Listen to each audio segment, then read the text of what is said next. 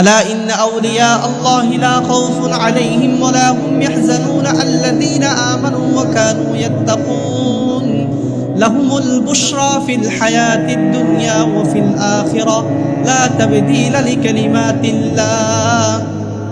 যেই গুনাহ ছেড়ে দিতে পারবে, তাকওয়ার ধনে যেই ধনী হতে পারবে, গুনাহ মুক্ত জীবন যে গড়তে পারবে, সে কার বন্ধু হয়ে যাবে? আল্লাহর বন্ধু হয়ে যাবে।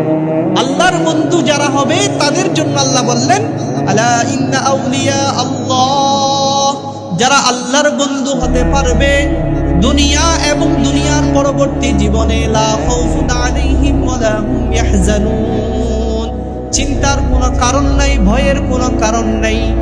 আল্লাযীনা আমানু ওয়া কানু ইয়াত্তাকুন, যারা ঈমানকে পাকাপোক্ত করেছে, যারা নিজের তাকওয়া পরিচর্যা করে আল্লাহর ভয়ভীতি অর্জন করেছে, লাহুমুল বুশরা, তাদের জন্য সুসংবাদ, ফিল হায়াতিদ দুনিয়া, ইহকালীন জীবনে, ওয়া ফিল আখিরাতি, পরকালীন জীবনে।